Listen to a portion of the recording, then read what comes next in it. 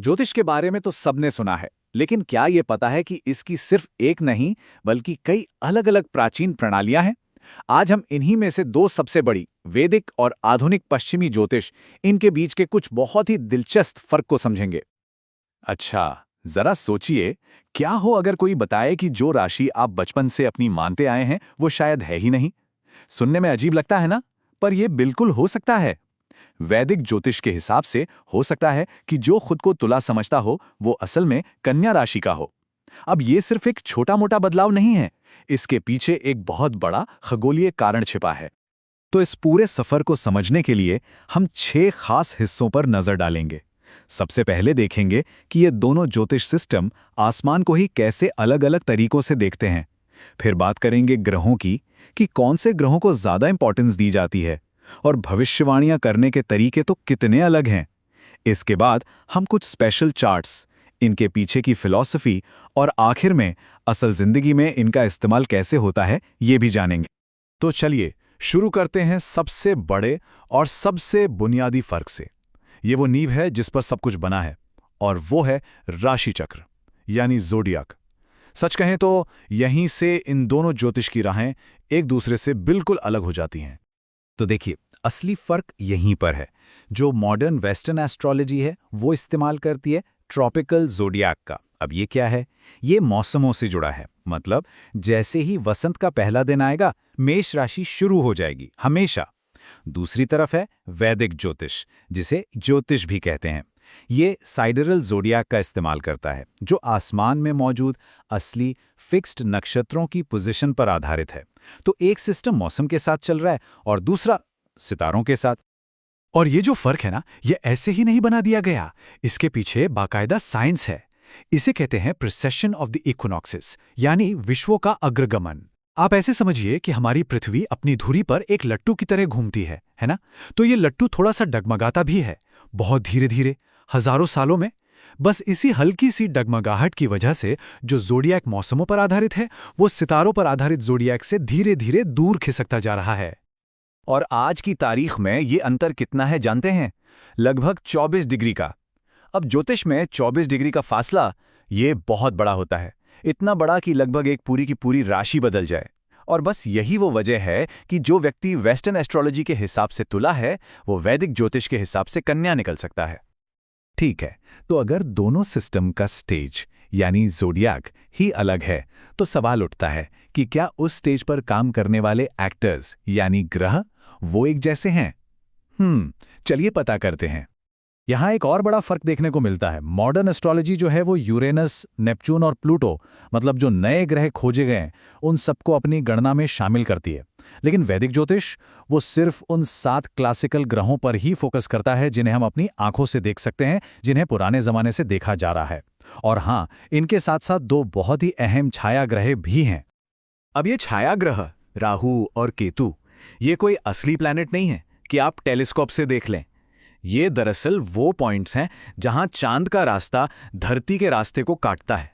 लेकिन वैदिक ज्योतिष में ये सिर्फ मैथमेटिकल पॉइंट्स नहीं है, इन्हें हमारे कर्म और भाग्य का एक्सिस यानी धुरी माना जाता है। ये बताते हैं कि हम कहां से आए हैं और हमें कहां जाना है। हम सब ये जानने के लिए उत्सुक रहते हैं कि जिंदगी में बड़े इवेंट्स कब होंगे, जैसे शादी कब होगी, करियर में बड़ा चेंज कब आएगा, या कोई बड़ा टर्निंग पॉइंट कब है। तो अब देखते हैं कि भविष्य का पता लगाने के लिए ये दोनों सिस्टम कौन सी टेक्निक्स इस्तेमाल करते हैं।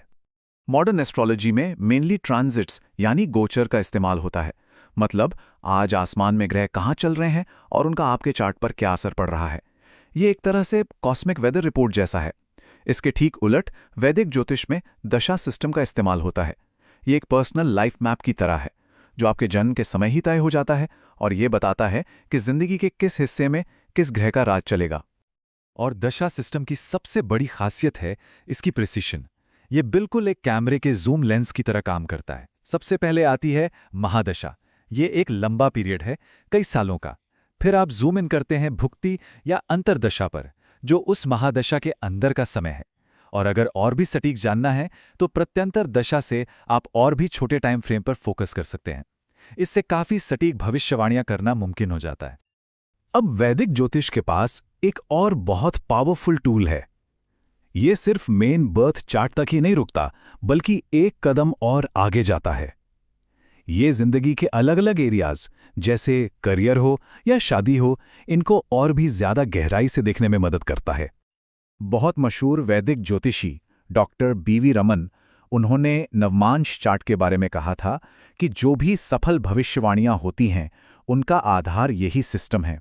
इसे आप वैदिक ज्योतिष का एक बहुत जरूरी, एक सीक्रेट वेपन भी कह सकते हैं।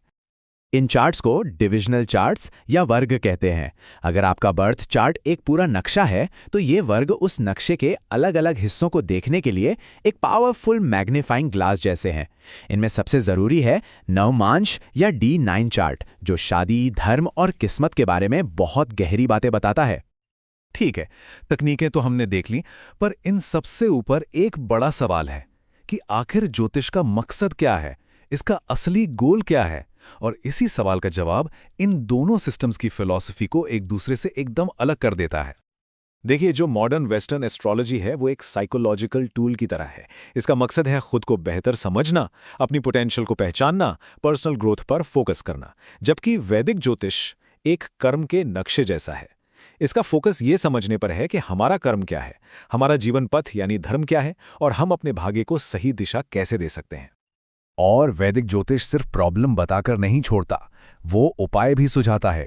जैसे ग्रहों की एनर्जी को बैलेंस करने के लिए या किसी मुश्किल कर्म के असर को कम करने के लिए खास तरह के रत्न पहनने की सलाह दी जाती है। मतलब यहाँ सिर्फ समझने पर नहीं, बल्कि सुधार करने पर भी जोर दिया जाता है। तो अब तक हमने इतने सारे फर्क देखे, इनका निचोड़ क्या है?